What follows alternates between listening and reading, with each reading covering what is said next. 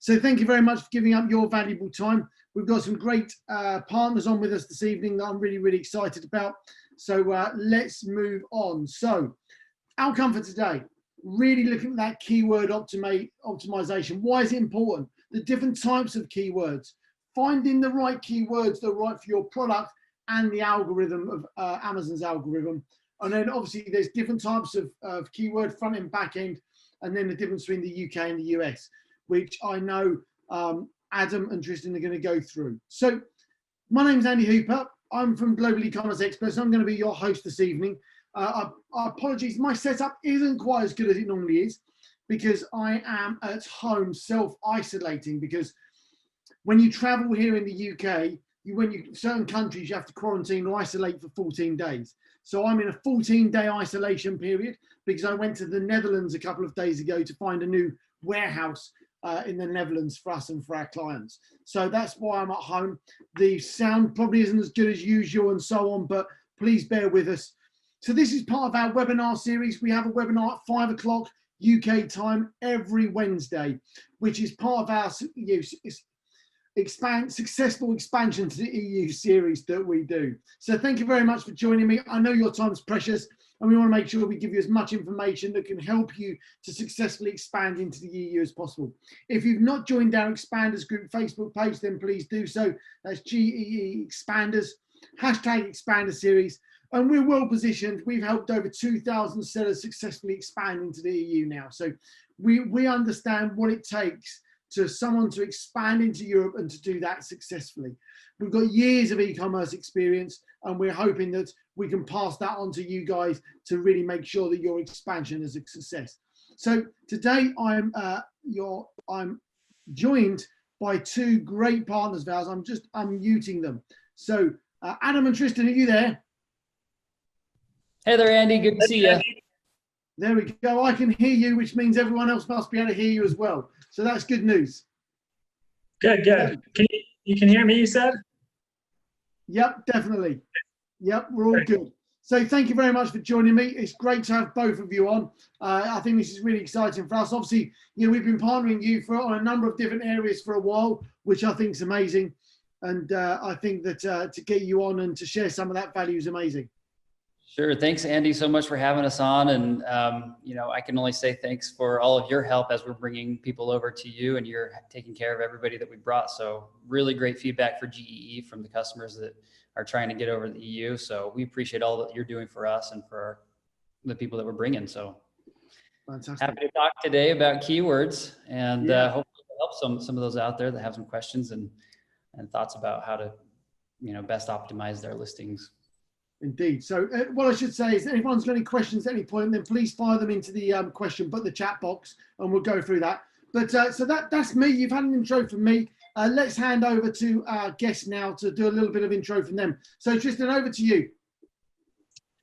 Thanks, Andy. Yeah, I'm excited to be here and teach you guys a little bit about how Amazon's keyword optimization works. So just a little background on my knowledge on Amazon. So I've been working and managing Amazon accounts for about 6 years now, and so I've kind of grown with it too, because there's so many changes happening all the time.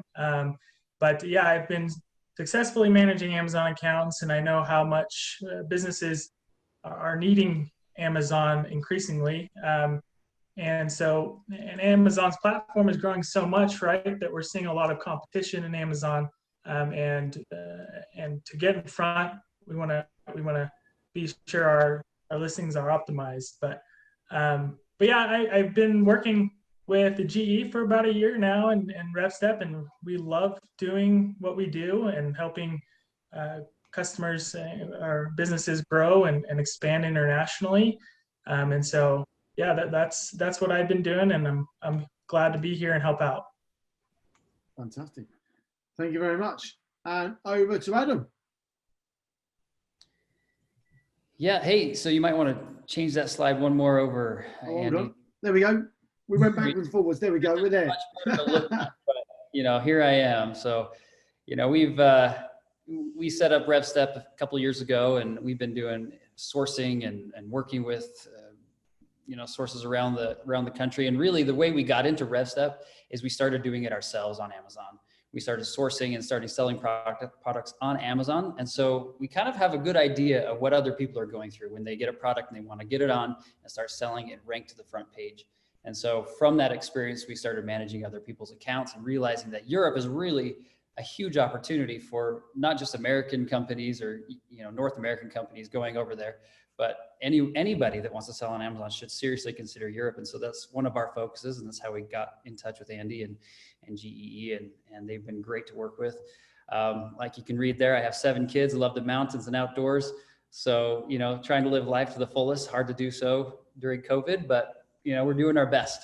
So happy to be on today and talk to you guys a little bit more about what we've learned about keywords. Yeah, 7 kids. You're a braver man than me, that's for sure. Definitely playing zone defense. So, so now tell me, the outdoor enthusiast, what's your favorite outdoor sport? well, it depends on the season. Here in Salt Lake City, you've got 4 really distinct seasons. So winter, I'm a skier. Summer, I do biking. So I'm competitive, racer. I don't know if I'm competitive. I like to be involved, but I don't ever win. So I'm in the middle of the pack. Yeah. Is that road bike or mountain bike or? I should mountain bike, but it's mostly road. So yeah, my favorite event is the 205-mile race from 2 different cities in the US in one day. So that was, that's I mean, that's a serious slap. That is 205. I mean, I ride bikes as well, but we did a 100-mile recently, which was, I don't know, 6 or 7 hours, which was fine. But yeah, I did a mountain bike last year. There's a route here called the South Downs Way, which goes from Winchester to Eastbourne, which is across the whole of the South Coast, or part of the South Coast. It's 110 miles, but 12,000 elevation on a mountain bike. Wow. It's like that. It was painful.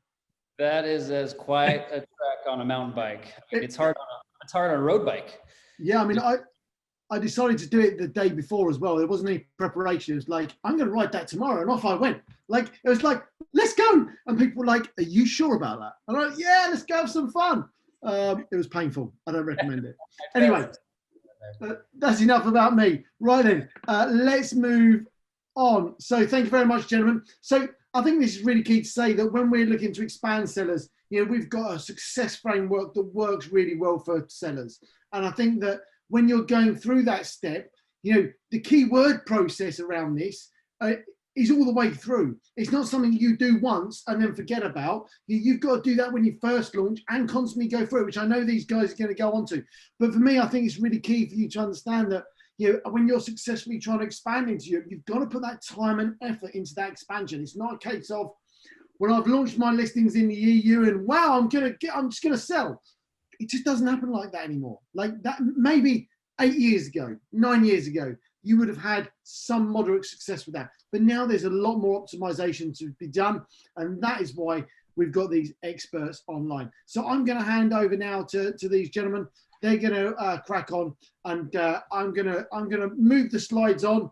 And if you need me to move the slides, give me a shout, Andy slide, but I might just hit it. And then if you've got any questions, please put them in the chat function. Also, or email, whatever works. Over to you, gentlemen. Thank you very much. Great. Thanks, Andy. Yeah, so let's get started. It's a broad topic today, I think, but it's probably one of the most important when you're starting to build your Amazon account and your listings. So the first thing we want to explain is kind of why is keyword optimization important specifically for Amazon? And so one of the first things we want to explain and go over is answering this question. And the first thing would be to explain the bestseller rank that you may or may not have seen on Amazon's platform. And they show this bestseller rank on all listings. And this is a seller rank of your product listings and how well they're doing compared to others. And so the lower the rank, the better, right? So if you're number 1 in sports and outdoors, sports goods, you're the number 1 seller in that category, and you're doing the best, right? So that's understanding a little bit about bestseller rank.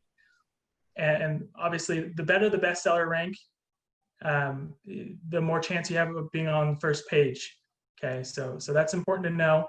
And the bestseller rank is about a conversion rate in sales. So the more sales you get, the lower your BSR number gets, which is good. Okay, so and keyword optimization is important in helping increase your opportunities and broadening your listing to reach more consumers that may be relevant and looking for products within your niche. And so keyword optimization also helps you really focus on the target audience. And so picking those keywords carefully and being able to understand the keywords that your niche is providing a service for or good for is really important. And so this is what keyword optimization will do for your listings, and it'll help you get on a better level and be able to get on the front page of Amazon. So one of the things that I thought of immediately was a company that we manage. They did a callus sander for CrossFitters. I don't know if any of you have CrossFitted. Some of us at our company CrossFit, and you're doing all these pull-ups and you get these huge calluses on your hands. And this company had a callus sander specifically for CrossFitters. It was round and you kind of just grind it onto your hand. And they had this term called WOD, W-O-D, workout of the day. And that didn't come up in any of our research in terms of what people were searching for on Amazon. And so we had to talk with that customer and say, hey, what are some specific keywords that you know that work and that are very specific to your target customer? And they said, well, WOD, W-O-D. And so we started including that. So that's just one simple example of saying, all right, what is relevant to your customer, your target customer? And so we're balancing between, what the data says and what information we're pulling on Google SEO or just, researching on Amazon. We'll tell you how to do that a little bit more later. And what the customer really is searching for, because we want to be relevant to that customer with the keywords that we're using. So we can go to the next slide and talk a little bit more about getting down to the nitty gritty of the types of keywords. So you can call them whatever we want. This is how we've defined the types of keywords. So 3 major types. Broad type. Broad type would be similar to like a huge category. So tennis shoes. And of course, everybody wants to rank on page 1 for tennis shoes. Dog food. Maybe there's 1,000 types of dog food. And you want to get to the point where you're ranking for dog food on the front page, but that may not be possible if you're just launching. So let's say dog food is here. This is the main core keyword for our category, but we're going to focus on exact type and phrase type. These are the peripheral keywords that surround dog food. That's going to help you sort of build your base foundation of keywords and what you're ranking for on Amazon. So the best way to do that is to think about maybe something a little bit more specific. So you have dog food. Let's go to an exact type. So you're looking maybe organic dog food, and that has less traffic, but less competition. So you have a higher chance of getting Amazon choice for somebody that's searching in organic dog food. Now, if we go to a phrase type, that's more of a niche. I know my customer, they're looking for a canned organic dog food. So you're going to put that phrase in your listing, and people, when they search canned organic dog food, you have a really good chance of getting to page 1 for that specific keyword. And so what we're looking for is a very healthy balance between exact, phrase, which is more niche, and then the major category keywords. And we're going to work up through the peripheral keywords and including those within your listing so that you can get onto the front page for the major category one. So avoiding repeating keywords. Amazon doesn't give you any benefit of using dog food over and over and over within the listing. Maybe that's the case for some different types of SEO, but it isn't for Amazon. So you got to think about what other keywords and what other creative ways can we use these words these keywords that we're mining from different sources. We'll show you how to mine some of those. There's a gray area. Some thought process is singular versus plural. If I use dog food, does it make sense to say dog foods or dogs food throughout the listing? We do use plural and singular version because we've proven that we can index for both words separately. So Amazon tells you, you don't need to worry about plural. We say we want to go the extra mile, do plural and singular and be creative about it. So those are the types of keywords that we we use. And we can go on to the next slide and talk about how to find some of those. Yeah, so just to touch up a little bit on that, as you guys may have explored with Amazon, there's a lot of parts of Amazon where they don't like to specify exactly what works and what doesn't. And so that's what we mean by gray area, is where even though it's unknown to us, we want to make the best option. And so adding those singular and plural forms of the word is best to kind of cover your basis in that sense. So. And then we come to kind of how we find the right keywords. Now, this is super important, right? And a lot of people have questions about this, because you know what your product is, but what are the relative keywords surrounding your product? And that's super important to know what your customers are searching for. So we have a few ideas.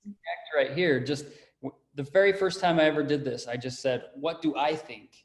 Well, I think, these keywords are relevant, and maybe some of those were, but I came up with about 15 keywords and thought that was great. We're not looking for 15, we're looking for 200 or 300 keywords that are relevant to your product. So these are some methods that you can do it. So follow the data, and sometimes the data doesn't seem to make sense, but that's what, Tristan will talk about how the data needs to drive your decision-making, Right. and what your understanding of your target customer is. So, right. Joseph.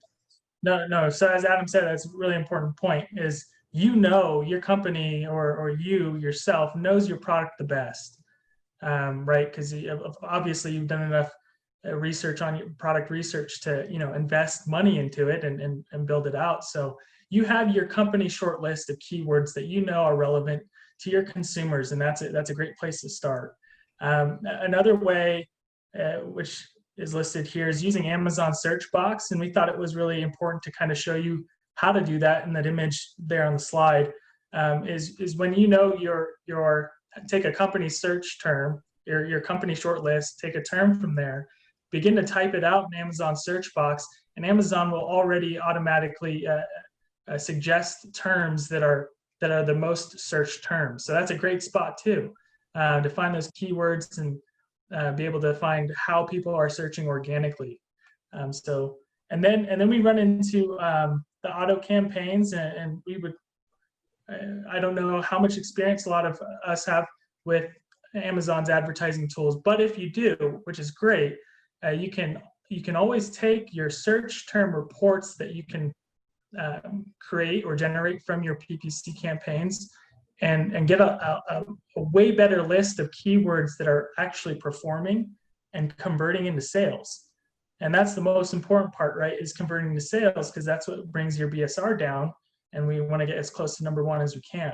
And so those PPC campaigns are really important. And so running an auto campaign in the beginning is very important to do. So you can have Amazon system start mining these keywords that people are searching in relevance to your product. Okay. So that's really good. And then the last point here, a lot of us like to use, and they're super helpful, are some third-party optimization tools. And we have a few listed here that you can kind of search on your own, but they provide a lot of information as far as the data of, they can actually estimate the number of times a certain search term, keyword, or phrase has been searched every month. And so those are really important to know and to have, because you want to run these kinds of tools kind of often throughout the year, because they could change, which we'll talk about a little bit later. But these are great optimization tools. Check them out and see if there's something that they can teach you that'll help you start building your listings. And specifically, there's something called a reverse ASIN. And ASIN is a unit number that Amazon assigns to every product. And so you can take your closest competitors, and you can run that ASIN through some of these softwares, and they will give you all the keywords that ASIN or your competitors are ranking for. You can just rip some of those top ones and say, I'm going to use those, and I'm going to go after the same customer as my competitor. So you can check. I want to throw it out there. Do any of you know what ASIN actually means? If you know the answer, put it out in the chat box there. What does the acronym ASIN mean? I always test this with. No, Andy will give you a prize. You couldn't hear me. I was muted. You couldn't hear me laughing then. Yeah, we can do a price. There we go. There we There go. we go. Y'all coming with something. There we go. Yeah. So store. There you go. Yeah. Yeah. That's great. Good job. Yeah. I've asked a couple guys that you've been working, years on Amazon. I asked them what ASIN means. Not Adam. Adam knew right off the bat, but they're like, oh, I forget. Anyway, so yeah, the ASIN is an Amazon Store Identifier Number. Very important to know. You'll hear it all the time as you work throughout Amazon. So yeah, if you can go to the next slide. Okay, you get 1 year of free services from Andy. Good job. Congratulations. I'm sure we can do something, Yoel. Definitely.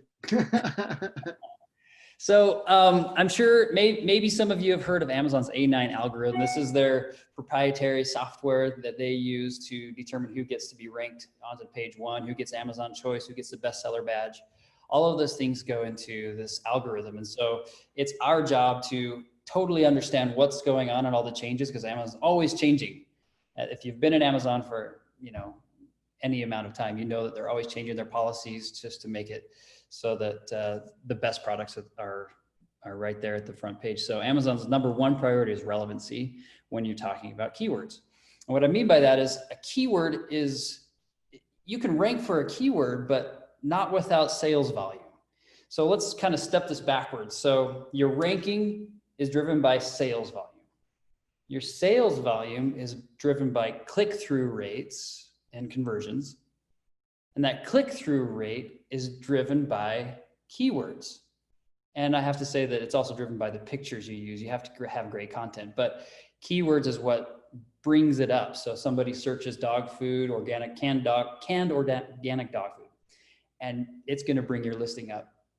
Now, if somebody clicks on your listing after searching that because you have that keyword in there, and it turns out you're actually a bagged dry dog food, well, people might click around in your listing and then not buy. And so what we're seeing there, if you did that just to rank for organic canned dog food, that it's not relevant. And if it's not relevant, you won't have the conversion. And if you don't have the conversion or sales volume, you won't get ranked to the #1. In fact, it's opposite. If people are coming onto you're attracting people to your listing, they're clicking around and not converting because it wasn't really what you advertised, Amazon will give you a demerit. They will hurt your ranking, and they will pull you down because you're not converting. And so you want to be super relevant and be very clear about what you're offering to your customer, or else they'll come on and your BSR will actually go up, which is bad. So you might lose that ranking. And so just to keep that in mind, even when you're data mining for these keywords, you might find one for dog food that says dog frisbee. And so you say, oh, dog frisbee is ranking for my competitor. And you put it in there, but then people see dog frisbee and it comes up and they realize, oh, this is canned dog food. I don't really think this is a good idea. They'll click on it. They won't convert, and Amazon pulls you back in the ranking. So just be aware of that. Be relevant so that people will convert, and so that your sales volume goes up and your ranking goes to the front page. Right, and you kind of treat it a little bit like your PPC campaigns, right? So those kinds of keywords that may hurt your relevancy or your BSR, you want to, in the world of PPC, you would negate it, right? A negative keyword. So it's, in some sense, you want to treat the optimization keywords that you put in your listing kind of that way. Just because you're not paying per click because it's an organic keyword in your actual listing doesn't mean it's not having a negative on your relevance and your BSR. So just keep that in mind. So Andy, can you go to I think it's slide 12, because this is relevant to this algorithm and what we're talking about in terms of keyword management. Is it that one? Next one maybe. Previous one to that. Up, one more. Down one more. I think that's it. Right there, other notes. Hold on, we go. Other notes, that one. I think there's a lag. I think that there must be a lag. I think that's actually the problem. So Right on. That So we're talking about relevance and keywords. Tristan mentioned campaigning, and all those auto campaigns are mining keywords that working and are not working. And so when you think about keyword maintenance, you're going to initially create your listing. And then you're going to realize as you do auto campaigns that some of the keywords are not actually converting in sales. And maybe are confusing and not relevant to your customer based on what you're selling. So you need to review, I would say every 6 months, because it really takes some of these PPC campaigns enough, several months to collect enough data to realize, hey, you know what, canned organic dog food isn't actually converting. So we need to replace that with something that is converting. And some of those reports will help you understand what is relevant to your customer in terms of keywords. And so when we think about changing that, you can change keywords on the front end and back end. Tristan will talk about this, but you want to make sure you're not changing keywords too often, because you need to give it a chance to grab customers and create that connection between the search bar and wherever your listing is. If they're searching whatever term they're looking for, canned organic dog food, and you're on page 2, the more people that search that in and then go to page 2 and purchase, the more chance you have of pulling you up to the page 1. And so you want to give that a chance. I would say frequency in terms of keyword changes is, I would say 6 months, unless there's just some dog keywords that some of your campaigns are going after and are not converting. And that gives you a good idea. Seasonal keywords as well. You can see we have a company we call Pop & J. They do kids clothing. And then they have this Christmas assortment of red and green pajamas. And so during that season, we're going to talk about Christmas pajamas, because we know some of those are the keywords based on some of the competition and what we've seen over the years managing their account. And so we're going to put that in there. But then when it comes to July, you're still making pajamas sales, and we don't want to necessarily call out Christmas. And you can do all of that really on the back end. So maybe if you go up a slide, Tristan, you can talk about wherever that is, front end and back end keywords, and we can talk about differences there. Yeah. So, and just not to confuse you with the picture there, is that there's a dog behind a curtain, right? And the idea with that is that there's keywords that are hidden behind a curtain, essentially, and then your keywords that you bring to the front that people actually see on the front page.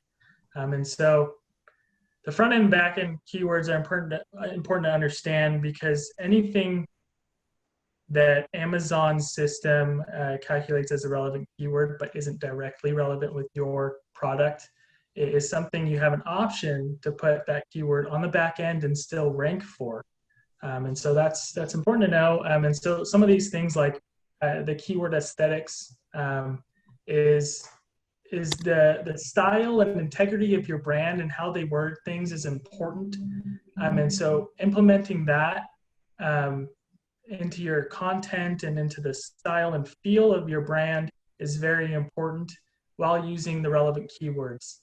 Okay, and so these keywords, the aesthetically pleasing keywords should be put on the front end of your listing, and that's important.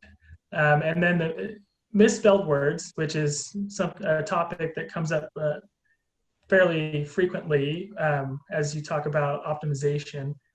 The misspelled keywords all can go on the back end. There have been different debates on whether we can put misspelled keywords that may actually look correct on the front end, and that's a personal choice between your company and how you guys want to represent yourself.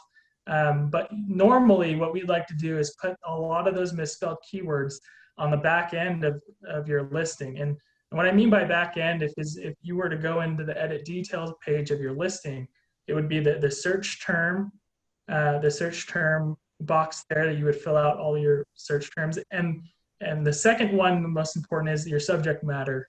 And those are the two that we focus on. It's always good to add more to your edit listing detail page, but those are the most important, is the search terms and subject matter areas And I know, just a little bit of a note here, some categories don't allow you for subject matter, but every single category and every single listing should have a place for search terms. And so you can leave space for those misspelled keywords in your search terms. In the back end of your search terms. So, and then go ahead. A supplement company that we managed sold ashwagandha.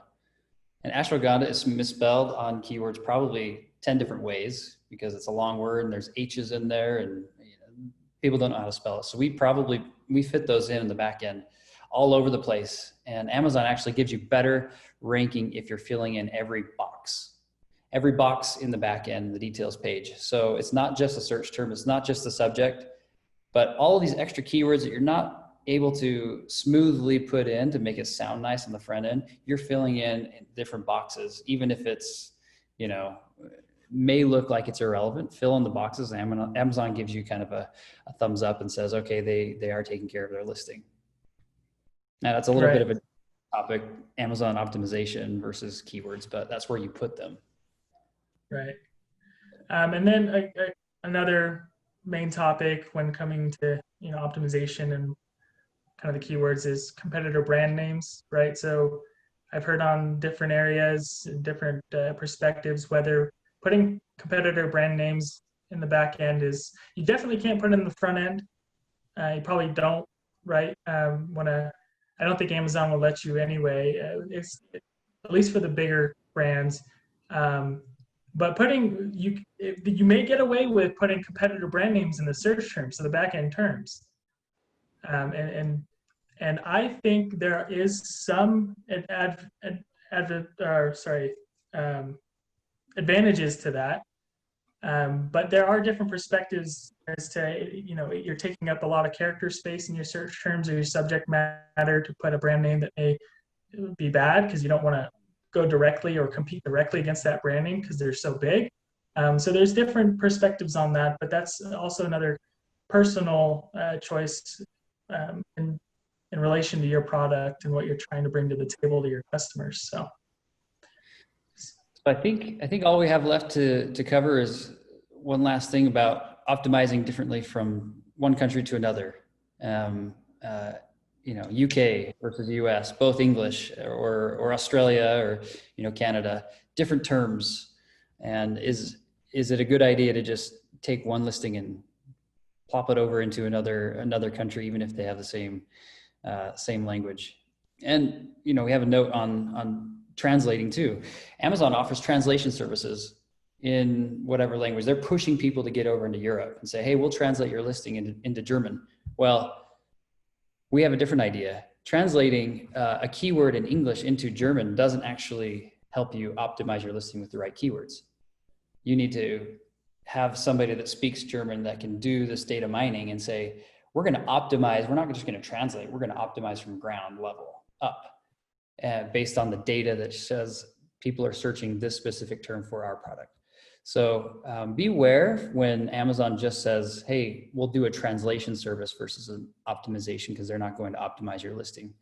And it's not always wise to just do a straight translation into other languages, even in English. Tristan had a great example of this, English to English, but country to country. Yeah, so I see you guys have some questions coming in, and we'll answer those, I think, on our last slide here. But if you can go to the next slide, which is what Adam's been covering, and I'll give an example. I'll give an example. So I had a client that sells umbrellas, and she opened up and expanded to Australia. And of course, English is the language, not the native language, but the language used most commonly in Australia. But umbrella in Australia is the lingo for umbrella is brawly. And so without understanding that, or maybe using some of the methods that we explained on how to find keyword tools, you wouldn't know that. And so it's really important to optimize and not just directly translate. And that's the reason why you would do that. But Andy, if you can go to the previous slide really quick, I'll just touch up on the last little, the one before that. and we talked about the change frequency and the maintenance, but the character count, I just wanted to mention real quick. The character count is different between category. I know a lot of our clients, especially in maybe if you're building a variation, the parent ASIN may only have 80 characters or a little bit more than that. And then sometimes they let you with the child ASIN have more. And again, it's all different between categories, and Amazon's always changing the standard. So this could change, but understanding the character count and the concept of the limited character count you have is important to know, because you want to make sure that you're putting and you're using those character counts the best that you can. Okay, so anyway, I just want to touch up on that, and that pretty much wraps up most of what we wanted to share and the most important things about keyword optimization. And so, yeah, if we can answer any of these questions. And that first question, sorry if I pronounced your name wrong, Yoel or Yoel. It's a very good, you're right. So Amazon does not let you put competitor names normally in both your front and back end keywords. However, if it's not a brand I have seen companies get away with that, and putting some brands that aren't as big. I remember another client of mine sold these coffee cups, and they put Starbucks in the search terms, and they were able to actually save it and finish, and it was a search term or a back-end search term. But later on, Amazon then emailed and said you have to take out the brand name. So there are instances like that where you can get away with it, and it's again one of those gray areas. But I mean, staying away from it, I think it's up to you. Best practices. Maybe you don't use the competitor keywords, but if I have seen competitors with multiple names. Jack Wolfskin is a coat company, right? Well, in the back end, I don't have to say Jack Wolfskin, but I can say Jack coat, down, whatever. Later on, I say Wolfskin. It's not putting it together. Now, is that gaming the system? I don't know, but that's what we've done in the past, and it's up to you to decide how you want to use those kind of strategies. Right. Gentlemen, thank you very much. I think there's a huge amount of value there. Thank you very much. I've got, when you were talking about the misspelt keywords, it reminded me of what I started doing many years ago. I'd almost completely forgotten about, where you'd put into eBay, a misspelt name of something. I'm trying to find something cheaper than what it would be because no one else can find it, and you then buy it and then flip it and then sell it on. That was probably, that must have been 15 years ago. That's, because you could do that then, because it wasn't found in the search terms, as well as now it's found in the search terms as well.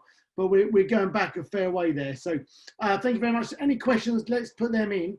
I think one of the questions there that's come through, I think this from Henrik was a good one, is some good advice regarding a new brand product. What would you do regarding keywords on Amazon US? And I think that's relevant for the UK as well, really. There's not that much difference. Yeah, anywhere Amazon is, the system is the same. The algorithm still produces the same results. So it's a new product. And Henrik, I'm not sure what the product is. Is there a competitor? Is it totally a new item? Is it similar to anything else, even if it's not the same product? I would first probably go through the process of Google. Through Google you can see what your competitors are. You can do a little bit of an SEO research on Google. You can do reverse ASIN, and if you haven't done that, you should totally do a reverse ASIN through one of the softwares. We have agency editions of all of these softwares, and so we'll go through and we'll reverse an ASIN and get a bunch of keywords. Something new that you are trying to promote onto Amazon is the best strategy is to go through, like I said, a very specific niche term. So you come up with some of those niche terms and you type that into Amazon and see what's coming up when people are searching. That's the easiest way to rank to #1, is to get a very specific term based on what your customer is looking for. If you're not doing any campaigning, then you're missing out on data. So if a brand new product, you start campaigning immediately. And what we do in terms of campaigning is a little off topic on keywords, but it's relevant. We create a 3-tier approach on a campaign. One is automatic campaign, and you're putting money into that. And maybe it's not converting sales because nobody knows what it's doing, but it's cycling through all these new keywords that people might be clicking for your listing. And then we take the best ones and we promote those into a more exact campaign. And so that exact campaign is then cycling through the best automatic keywords that have converted. And from there, we even filter it again into those niche phrases that people are using to convert and buy your product. And those niche phrases, we'll take some of those and we'll put them into the listing. And that's when we talked about, changing and re-optimizing your listing every so many months. So why I said 6 months on a campaign is important, because it takes often 3 to 6 months for an automatic campaign to then mine the best keywords for you. So that's one way you're going to do it. You're going to look at your competitors, and frankly, if nobody knows about your product at all, you should be doing outside marketing and driving sales into Amazon. Amazon rewards any company that's driving sales from outside marketing into Amazon. Now I might be getting off topic, getting into the weeds a little bit, but a brand new product that nobody knows is a little bit more of a challenge, and you have to go through some of the process and pay some of the money to get the data from Amazon through campaigning. I hope that helps without knowing what your product is. I would, Henrik, I would look directly into a third party tool that we had listed there to do a reverse ASIN lookup on your competitor. I would definitely make that the first step, just to get those keywords that they're ranking for. I think that's pretty important. Awesome. Sold 2,000 now. That's great, Hendrik. So it looks like some things are going well. Congrats. Yeah, it's a pretty big number, honestly, for a starter. Yeah. That's really good. I've just started 2,000 units. Just started 20 units, Henrik. I think you're doing well there. Yeah. I think you're playing that down. Well done. I think actually that's a really good point, actually, finding those keywords right at the beginning. Obviously, using campaigns and things works. How much do you rely on sort of Google as well, a little bit of Google SEO planning as well? Most companies have, their outside marketing, their own website that they're working on, they're running SEO. So we talk to our clients and we ask them, what do you know works already? Google definitely is something that we take into consideration, but that's secondary to what Amazon is ranking for, because, more people do product research on Amazon now than they do on Google, and when they find something. So that's a more of a specific keyword, but it's the same process. People are typing the same term in Google as they are into Amazon. So you should be using both and then comparing and cross-referencing. Yeah, fantastic. Okay, another question. Can you guys share any advanced tactics to mine search terms when your listings and campaigns are set up and running well, mostly to scale beyond what's already working? And I think what Johannes is probably thinking about here is basically, how do you start eking out that extra little percentage? If you've already got something that's working well, what do you need to do to just get it? Just because 1% of conversion on something that's already working well is going to be a big difference. So any top tips I think I think Johannes is after there. Well, if you're running well, that's a great place to be. And if you want to scale beyond that, keyword optimization, which is really the topic right now, is if it's working well, then you probably already have good information on what you need to update, what you need to eliminate. Make sure you're negating words, first of all, out of your listing that are not converting. And that's the first thing. So you're filtering through everything and making sure you're pulling those search term reports on your listings and those campaigns. But really what you're talking about may be more than just a keyword solution to getting even better than what you're doing, and that would be targeting specific customers on your campaigning. And so you're attaching your ad onto their listing, and so then you're doing some cross branded campaigning. And that's our approach, our next step once we've optimized, because you're optimizing your keywords every 6 months. So as long as it's running well, you're tweaking along the way, and you should be looking at some of those reports. And if it's working well, I'm guessing you're running campaigns. And then you should also be, one of our customers is a glass water bottle company. We launched them and we quadrupled their sales within a couple months. And then suddenly a bunch of Chinese companies came in and they copied the product, and there were probably 10 new products out there. And so then we had to not just update our keywords, but we had to look at, okay, who is the new competition and how are they getting sales? Is it just by price, or are they, getting new customers to bring into the category? And so then we do another reverse ASIN on all of the new competitors that are coming out and saying, okay, how are people finding them? Let's take from them. And so it's really this process and doing that over again and again and refining that thing without really moving it too much, because you may be ranking for certain keywords and you think, oh, well, this one over here on this listing is better. But then you eliminate that out of your listing and replace that, and that could hurt your listing. So you want to be careful with how much you're actually updating, but keep an eye on all the competition and what's happening, because Amazon changes really fast, and especially some of these Chinese companies are going direct with really good pricing. You want to keep an eye on them and the new competition that's coming out. Hope that helped. There's a lot of different tactics you can use. Yeah, I think that's perfect. I think it's really good. I think the next one is about the keyword stuff again, the title, having the title. So, and I think we're trying to get at is that, sometimes you look at a title that's so long, it's got so many keywords in it that actually means almost nothing. Yeah. I mean, what do you guys think? I know I've got my opinion on, but what do you guys think? So yeah, this has been an issue, and I think Amazon tries to discourage this a lot too. But again, I think there's a lot of, you want to make sure that the most relevant keywords are in your title first. And if you can't, stay away from the stuffing if you can. I think it does make it unreadable and very, again, this goes back to the aesthetics, right? The aesthetics things that we talked about, and it's really a brand choice.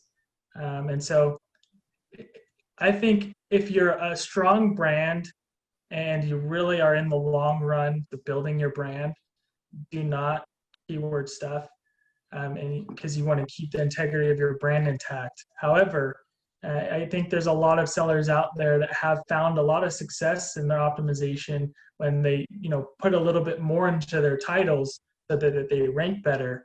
But again, I think it's a personal choice. And if you're in it for the short run and you just want to flip some product, I think that is a good way to rank faster, but not necessarily best in the long run. Amazon is all about your brand. People understand your brand when they go onto Amazon by how you present it. If you're ranking where the keywords go on a listing, the most important part is the title. The next most important part is, bullets and then description and that search term keyword in the back end. But that doesn't mean you should cram it up. So if you're worried about brand and you want to grow your brand presence and have a good impression with all these people that are coming to Amazon to see your brand, you want to make it sound good and nice. And people know when they see a listing that's just full words and it barely makes any sense, that's not a long-term brand strategy. And what we're all about at Revstep is growing brands and growing them organically, but also internationally, and making sure that we have something that can last the test of time. So present it right. We had one customer and they were a bra company, and all the keywords were like cleavage and big boobs and different things like that. Well, we didn't want to write all that, but those were the most important keywords. So we put most of those on the back end, and we wrote an elegant listing that made it look, very professional up front. But all of those kind of crass terminologies were on the back end because we didn't want to cram all of those up in the front. And frankly, you have a lot of space. You've got a lot of space. You don't need to put it all in the title.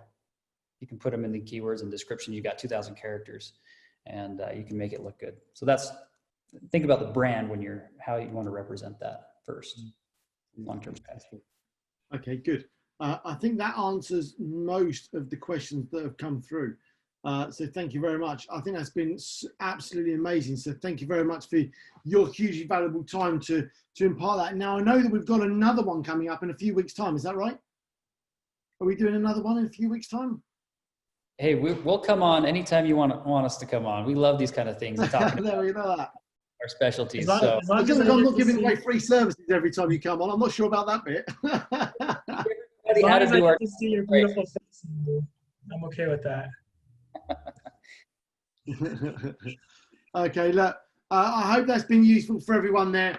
I think it's been useful. I think one last thing that's the key thing for me, though, is if you've listened to what Adam and Tristan have said and you've liked what they've heard, I think it'd be absolutely amazing if you can get in touch with them. You need some help and support. Here's their details. All the usual steps. Social channels is absolutely key. Is that the best way, gents, to get in touch with you? That's great. Yep. Email, phone, either way, it's great. We'll answer right away. So we're available. Fantastic. I really appreciate your time. It's been absolutely amazing. Absolutely some amazing things that have gone down. So thank you very much. Once again, for everyone else that's listened as well, you can obviously get in contact with us in our usual social channels and the usual channels. Everyone that's listening is a client. So you've got your account manager. You can always go to any questions. You can reach out to them. You've probably got the support email address already. And if you need, my email address is Andy@ instead of support. You can always reach out to me anytime you like. We're here to help you to successfully expand to the EU. That's what we want to do. We want to make sure that when you're expanding, it is a success and you tweak out everything you can to possibly sell as many products to the European market that want your products. It's as simple as that. So thank you very much. Have an amazing day. Look after yourself. Stay safe wherever you are in this crazy world right now. And we'll be with you next Wednesday. Thank you. Thanks, guys. Thanks, everybody. Take care. Thank you.